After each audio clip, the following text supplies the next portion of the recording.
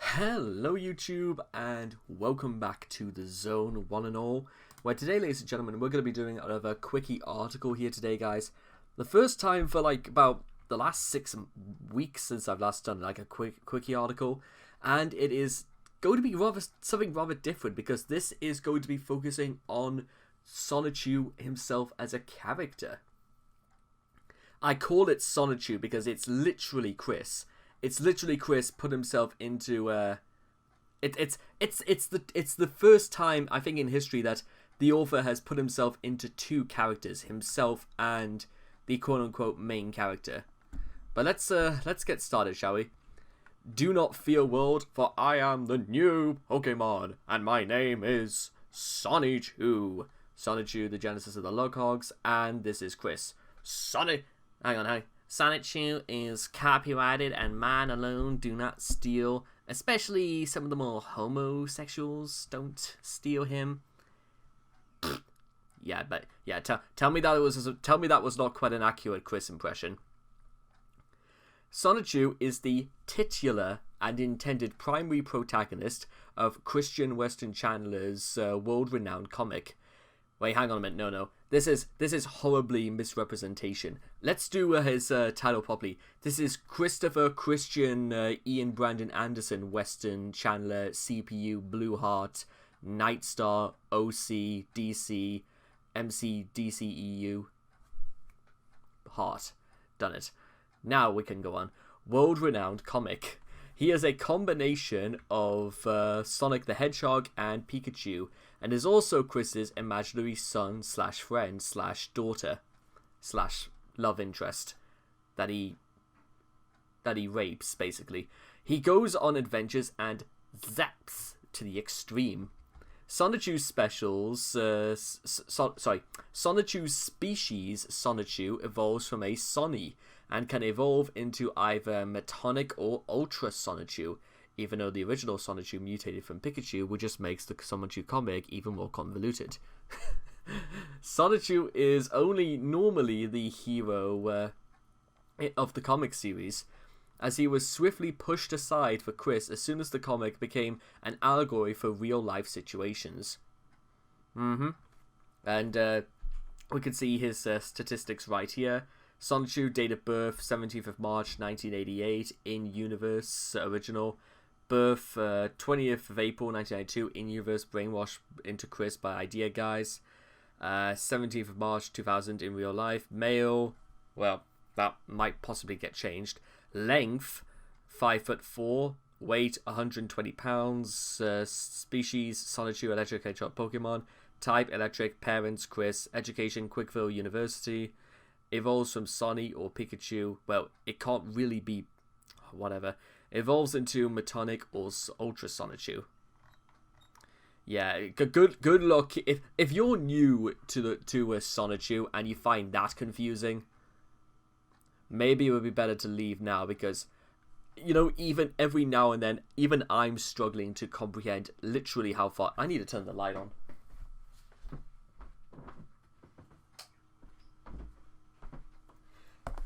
It's like 12:30 in the afternoon, but it is so dark outside.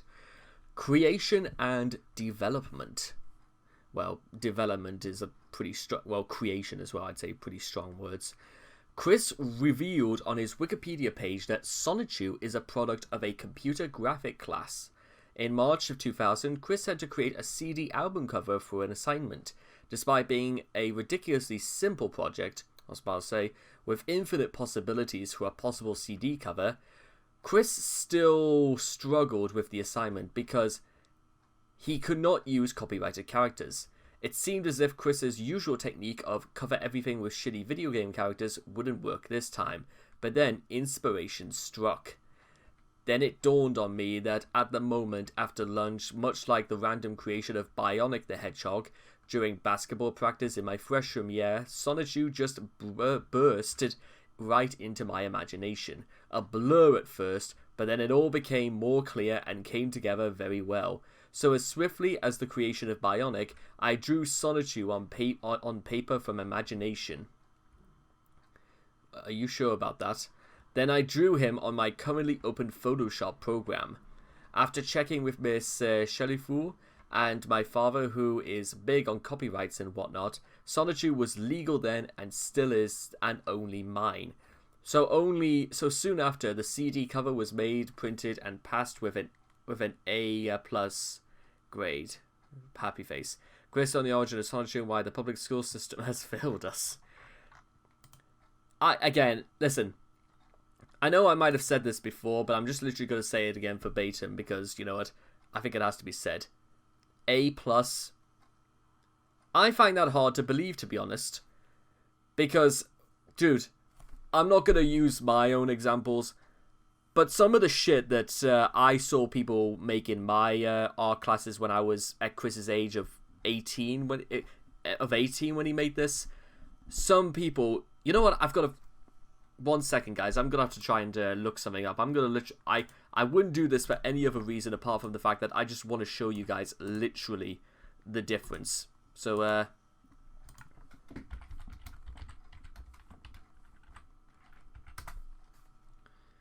alright, let me just see if I can,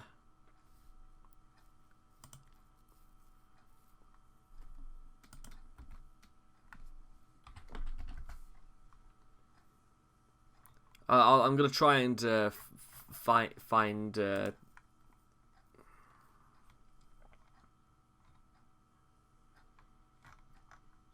just 1 second here.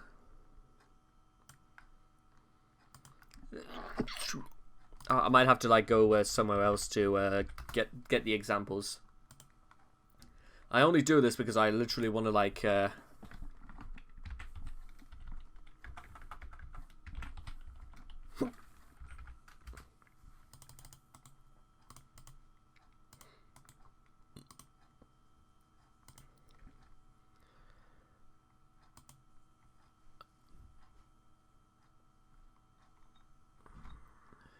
actually, you know what? I can just get the stuff on here. I'll just have to like open up Etsy, basically.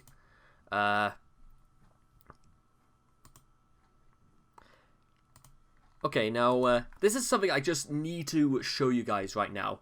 First of all, you see these arts right here, inspired by MJ Sketch. Well, I think this is MJ Sketch. Wasn't this meant to be like the place where it's sold anyway? Whatever. Anyway, you see these here, ladies and gentlemen. You see the I'm gonna like zoom in on this. You see the detail that went into these. You see how much do you know how much time went into making these? I'm saying these because look at this, £70 for what he's managed to design here for some custom stuff that he's done, and this was done by a brilliant young man called Matthew Seckham, a man I've known since I was about 4 years old, and he made all of this stuff when he was 18. I was in the friggin' same classes as this guy, but just look at this. We look at this, and then we look at this. This is why, ladies and gentlemen, because Matthew Seckham, he friggin' went to Cambridge University with stuff like this. Is it any wonder? I'll leave it up to you to decide technically who you think was better, but I only wanted to show you that, guys, because that's the difference between what somebody at 18 can do. Well, basically 2 people at 18 years of age. Thus, an internet legend, Sonichu, was born. Chris created the quick Sonichu site 5 months later, in August of 2000.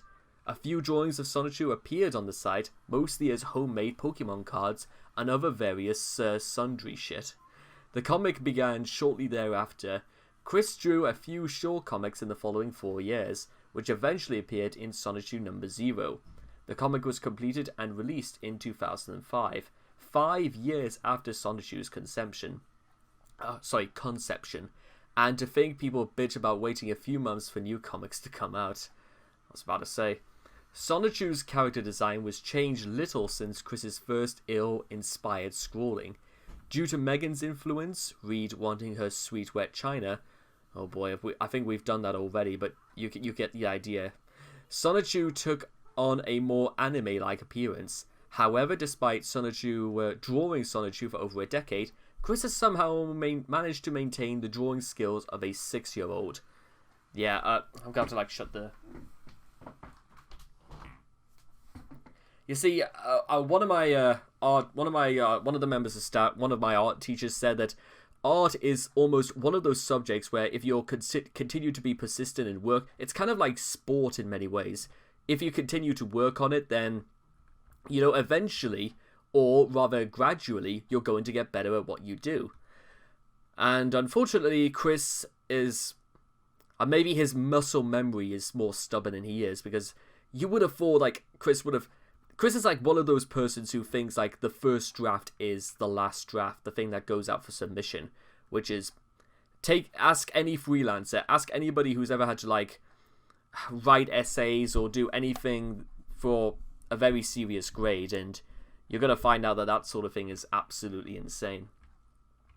Yellow electric hedgehog Pokemon, the original and one and only. He runs faster than the speed of sound. When dangerous near, he will slice and zap it up. Never really heard the fact that Sonichu would use the word like slice, but there you are. What would later become known as Sonichu hatched as a Pichu on the 17th of March 1988. A good, 11 years since, Pichu was even brought into Pokemon. Which, interestingly enough, is also the exact birth date of Chris's Cheshire dog, Paddy. It would eventually evolve into a Pikachu on the 26th of February 1994. A Pokemon watcher saw this one making out with a Jigglypuff once or twice. Wild. Chris, why? Just why? Why did we need to know that? Our hero's story began as the perfect chaos monster lay siege to the town of Station Square. Sonic the Hedgehog attempted to defeat the creature using the 7, though 2 are identical, Chaos Emeralds to transform into Super Sonic. In the midst of this epic battle, Sonic bumped into a Pikachu who happened upon the scene. This collision somehow, I feel like that one should be put in like brackets or something like that, mutated the Pikachu so that it evolved to possess the physical characteristics and abilities of Sonic. Sonic himself was unchanged. After assisting with the defeat of the perfect chaos monster, the ex-Pikachu declared himself to be a new species of Pokemon, Sonichu. After his transformation, he ran back to his parents' nest, where he found out that they had been caught by Pokemon trainers. Showing the same colossusness his creator does after a great loss, Sonichu made no attempt to find them, nor did he never mention them again. He went on to refer to Chris as his father. While Sonichu had gained new abilities from his transformation, his larger size made it impractical for him to forage for nuts and berries in the forest. Upon discovering Rosedew, you see, Chris missed a great opportunity here to actually, let's say, maybe cherry berries or poffins or anything like that, or Pokeblock. He could have worked that into the comic somehow, to show, like, the world of Pokemon is a little bit more flourished in this world. Maybe do some world building. But you never thought I would get that friggin' make a little spiel about something like that, but there you are. Upon discovering Rosedew in the woods, he hopped to beg for food from her trainer Kel, and thus stalked Rosedew back to her and Kel's cabin, whereupon he introduced himself to them. Rosedew was immediately attracted to Sonichu for such qualities as being unable to name his favourite colour. Guys, one day I'm going to make a very, very special sort of video where I actually do review Chris's comics, but oh my goodness, that's just... I'm literally scouting for material at this point to write. Their whirlwind romance was quickly consummated, and the two became passionate lovers. After rescuing Rosedew from Nate Cirque at Quickville Mall, Sonichu became recognized as the hero of the city. Quickville's mayor, Christian Weston Chandler, congratulated him for his victory. Sonichu, in turn, commended his creator's work on the Sonichu comics and wished him luck in his love quest. Although Natesurk has been defeated, he succeeded in obtaining a sample of Sonichu's DNA, which his adopted father, Giovanni, and Dr. Robotnik from both Pokemon and Sonic the Hedgehog respectively, because why not, used to create Black Sonichu. Black Sonichu, unironically named Blackchu, was sent to capture Rosechu to lure Sonichu into a trap. However, Giovanni and Robotnik did not reckon on Sonichu joining forces with Sonic. Together, they overwhelmed both Blachu and Metal Sonichu to rescue Rosechu, who later met Amy Rose. One day, while zapping to the extreme, Sonic encountered the Destiny Cave, a mysterious Cherokee chamber guarded by an old man. The keeper of the Destiny Cave explained that Sonichu was the prophesied creature whose master would enter the cave and receive special powers. Sonichu reported this to Christian and took him back to the cave. There, they learned the Ancient Prophecy, which revealed that Chris is the reincarnation of his Cherokean ancestor and foretold, I'm pretty sure this is like ripping off Yu-Gi-Oh! Or something like that, and foretold of the release of an ancient evil. Sonichu blamed himself for allowing this evil force to escape, but Chris reassured him. After Chris took on the powers of Chan and Sonichu, transforming himself into a hedgehog, Sonichu helped him adjust to his new powers and body. No sooner had Chan mastered these abilities, when he and his son were ambushed by Wesley Sonichu, the reincarnation of the head of the Wasabi clan, who sought to renew the hostilities between the Wasabis and the Cherokeans. Sarah May Rosechu, the reincarnation of the wife of Chris's ancestor, intervened to stop the battle. Sonichu and these three prophesied hedgehogs formed a tenuous alliance to defeat a giant golem monster summoned by Mary Lee Walsh and Count Graduon. When Sonichu learned of Blachu's attempt to steal the legendary Master Sunstone, he zapped to the scene of the crime, only to discover 5 other electric hedgehog Pokemon born from eggs dropped by the Chaotic Rainbow. Sonichu led this newly formed chaotic combo into battle against Blachu, defeating him utterly. Utterly. If you're finding this very, very difficult to follow, ladies and gentlemen, well, so am I.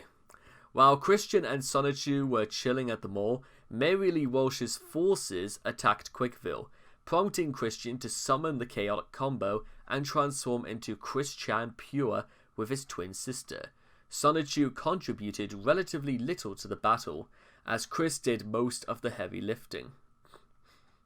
In the aftermath of the attack, during which Crystal was imprisoned in Count Graduon's dark mirror hole, Sonichu confided to Rosechu about dreams of seeing his creator with long hair in a mirror. When Renau Kartak and Black Sonichu attacked Quickville Mall, Sonichu and Magi-chan accompanied Chris in responding to the emergency. Sonichu largely hung back as Chris battled his homosexual evil twin. After the threat of Rednark was eliminated, Chris, Magi-chan and Sonichu pooled their efforts to retrieve one of the 7 Sonichu balls from 1996. Magi-chan created a sphere to contain them, while Sonichu's tremendous speed would accelerate backwards through time. Right, okay. Although they successfully obtained the Sonichu ball and returned to the present, Chris was lost in the time stream. Sonichu was disheartened by the disappearance of his father, but was able to console Rosechu so that she would be willing to have sex with him. Great. You see, this is literally what I'm talking about by Sonichu is just another stand-in for Chris, because, oh, my father's gone. Let's have sex. Maybe we'll feel better after that. And I strongly imagine I'm gonna have to like censor the next part, so just to be on the safe side, we'll put that up. Yeah, I can't show the next part. The next day, after hours of vigorous sexual intercourse, Sonichu and Rosechu discovered the website 4centgarbage.com, spreading slanderous lies about them and their friends. Most notably, the site had pictures of Rosechu with a penis, pictures which caused Sonichu to collapse into violent nausea. Outraged, the couple stormed the ForceSendGarbage.com building to confront Jason Kendrick Howell. When Howell refused to remove the offending content from his website, Sonichu attacked him in a rage, but was easily defeated. It instead fell to Rosechew to teach Howell a lesson by shoving her breasts and pussy in his face while eating his brain. You know, as you do. I'm guessing the phrase civil disobedience was not discovered by Chris until 2016 or something like that. During spring break, Sonichu was briefly seen talking to Rosechew and surfing. After Chris's return from the Time Void, Sonichu returned to his role as a second fiddle to Chris, doing the latter's bidding as Ultra Sonichu with some godlike powers of his own. When forces of evil attacked Quickville, Sonichu took time out from raging at homos and objectifying his wife in order to defend the city. When granted the opportunity to finish the primary villain once and for all, Sonichu released her in order to allow his father to grab all of the glory of defeating her, and thus putting the city in further danger. Way to go, Chris. Later, after Colossal Chan's crimes against humanity, Sonichu served as a plaintiff witness in the mock trial of the Aspeditia 4. After their predetermined verdict, Sonichu took part in Evan's brutal execution. Sonichu has also made an appearance drawn in marker on Quick's duck. Characteristics, and personal life. There are none. But just verbatim, let's go over this anyway. So the first image on the immediate left-hand side is literally Sonichu bending over a table whilst Rosechew is... I call that anal, but I don't even think so. In fact, I was almost a bit skeptical about the breasts thing as well, but considering Rosechew is meant to be male, I'm pretty sure I think that's okay. Whatever. Sonichu's hobbies include running, surfing, and chilling. He also enjoys outdoor activities and the second scenery around him. He appears to be undecided on whether his favourite colour is yellow or blue. He is deeply in love with his sweet bolt Rose. This is literally taken from the very first pages of Sonichu, isn't it? He is deeply in love with his sweet bolt Rosechew, with whom he lives at a subdivision at 14 Branch Lane Court, Quickville, Virginia, and his postcode is there as well. Technically, it's a zip code. Sonichu is normally rather calm and collected, but when Rosechew's reputation is besmirched, he flies into unthinking rage and or vomits profusely. Oh no, Sonichu is being besmirched. Sonichu is rarely seen away from Rosechew's side, and it is possible that his relationship with her has become overly possessive and abusive behind closed doors. The besmirching continues. Now, technically, I can't get rid of this part right here because this seems to be just fine. Despite maintaining an appearance of living in carnal sin, Sonichu and Rosechew have been secretly married since March 17, 2006. A possible retcon by Chris to address complaints about Sonichu and Rosechew having sex outside marriage. The two have gone to great lengths to keep it under wraps, wearing gloves over their wedding rings and keeping their 3 children, Sarah, potentially named after Sarah Hammer, Sarah Jackson, Panda Hilo, or Sarah May. Take your pick. Robbie, most likely named after the retarded hero from the Avengers of the American Rabbit, or the not-so-retarded hero of the Chandler household, and Christine, one guess. Hidden in the attic like so many flowers. Whatever sordid reason for burying their union remains a mystery. It has become rapidly apparent that Christian believes that his characters exist outside the confines of his scented marker universe. Though one wonders if a personage as bland and poorly developed as Wild Sonichu could truly survive in our harsh world. Probably not. Probably not. Since Chris is a rather close-minded individual and requires all good people in his comics to be to be as he is, Sonichu, Rosechu, and most likely their three abominations are Protestant Christians. Not entirely sure if those two things make sense. Although many of his friends are members of his own species, his closest friend is his father and creator, Christian Weston Chandler. As the Sonichu series has shifted its focus from its titular character to its writer, Sonichu's role has been that of Christian's closest confidant as he struggles to persevere in his love quest and endure the stressful torture of the internet bullies, including lifting a doghouse. When Giovanni asks Sonichu to declare Rentnaug the new mayor of Quickville in exchange for Rosechu's life, he chose to defend Christian's mayoral throne without hesitation, like father, like son. Chris has revealed that Sonichu's son, Robbie Sonny, is a tomgirl.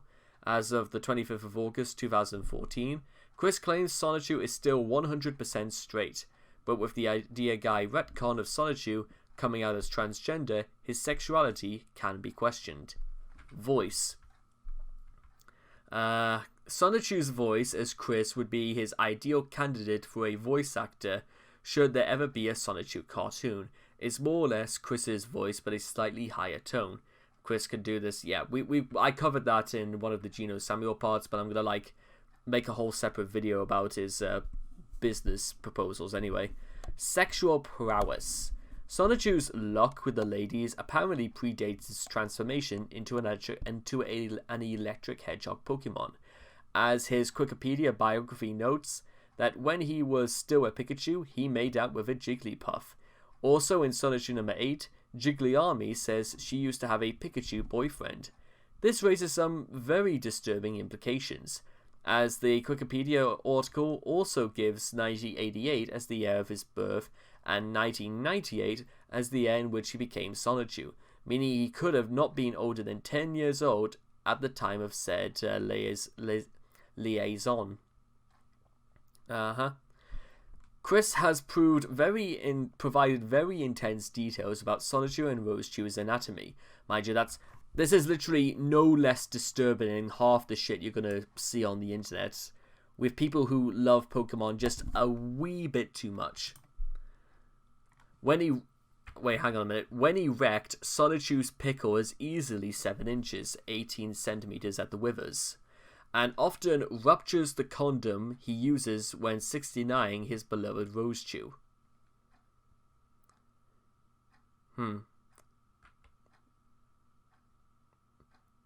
I ain't got nothing to say about that. Powers, abilities, and weaknesses. Aside from the obvious super speed and body spinning powers transferred to him from Sonic, Sonichu also possesses many powers based on his original Pikachu form, most notably his lightning and thunder attacks. Some of his special attacks include Sky Uppercut, Mega Kick, Double Team, Spin Dash, Zap Cannonball, Iron Tail, Mud Slap, Thunderbolt, and Thunder. Sonichu may well possess other special powers that have only been utilized during the scenes where he is off-panel, while Chris takes over the story. Interestingly, it is said that Sonichu and Blake are virtually the same. That being said, if one takes Blake's training in Sonichu number 1 seriously, then that would mean that Sonichu is actually slower than Sonic. Blake's given speed was 200 km an hour, 124, much slower than Sonic, who can apparently hit Mach 1 at 761 miles an hour. Unassisted, so far, the best Sega has been able to show in-game is around 300 miles per hour in Sonic Unleashed. Even more, it is said that Blake can reach a spinning power of 200 revolutions per minute. That's not even close to being that fast, which is barely enough to get a cool breeze. Exactly. However, in Sonichu's News Dash number 2, Chris claimed that Sonichu could go faster than the speed of sound. Sonichu has a literally paralyzing allergy to pickles, and eating too much of them can make him swell like a balloon. There you are. Sonichu as a Mary Sue. Aside from being an unoriginal Sonic recolor that blatantly violates international copyright laws, One of the chief traits of Sonichu that drew trolls to Chris is that Sonichu is a Mary's, or technically a Gary stew, we call those. In other words, he is an obvious avatar for Chris's personal power fantasies. When the comics don't focus on Chris himself, they still manage to focus on Sonichu, who serves as Chris's idealized version of himself. Unlike Chris, Sonichu has a girlfriend who he met, fell in love with, and drew into a meaningful relationship in a few hours' time. Is agile, good-looking, and loved by everyone, and despite his successes, he somehow manages to admire Chris. Sonichu is as straight as Chris. I am not gay, and that's the Aspidistra 4 kangaroo court execution scenes. A notable instance of Sonichu as a Mary Sue is in Sonichu number 8, where Sonichu merely stands in for Chris as he fights the trolls during the battle with ForceSendGarbage.com. The fact that Sonichu ultimately gets his ass kicked and has to be saved by his sweetheart just adds another level to this dumb fuckery.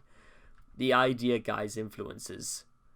The Idea Guys were here. Chris was brainwashed into believing that Sonichu was born in 92, shares a birthday with Adolf Hitler, and that Chris would need to sodomize him either in a drawing or in real life to conceive Crystal.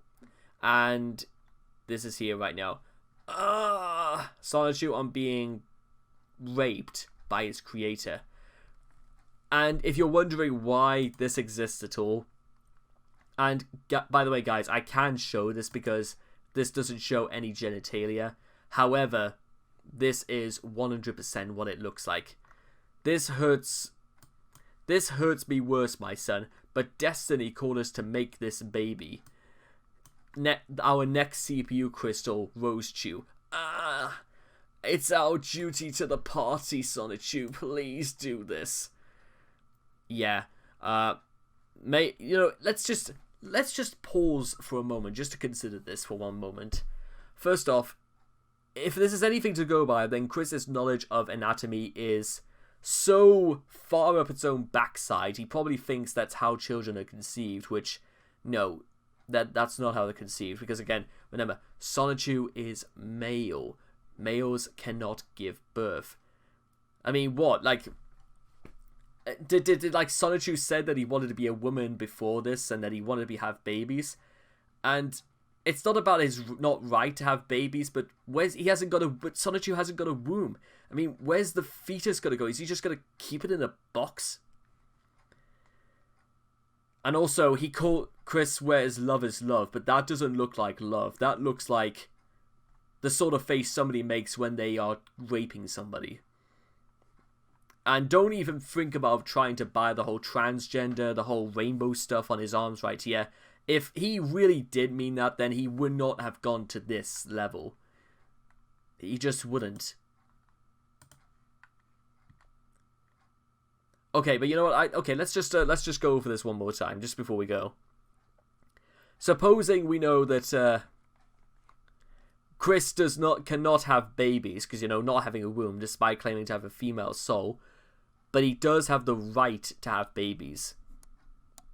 Then of course, well, him or Sonichu, you could just say for either one at this point. But what's the point? What's the point fighting for Chris or Sonichu's right to have babies when they can't have babies? Oh, I know. It is symbolic of his struggle against the oppression in his life of all the trolls and the fact that his life is so fucked up. It's symbolic of his struggle against reality. That's what it is. And you can see right here, blah, blah, blah. It's literally just articles of Chris. Sonichu versus Sonic versus Sonichu. The battle nobody wanted to see explodes onto your computer screens. More than you ever wanted to know about Sonichu's stats. Even Sonichu wears pedo glasses. Fun fact, Chris would never actually go into a disco because it's too smoky and drunky for his tastes. Watch out, Sonichu. It's Black Sonichu. All behind the door there. Yeah, whatever. Just there's more things about his comic about his cards. He made a Yu-Gi-Oh one there as well. Blah blah blah. Just see all of this. And that, ladies and gentlemen, is going to do it for reviewing Sonichu as a character. He's not a character. He's a caricature of Chris.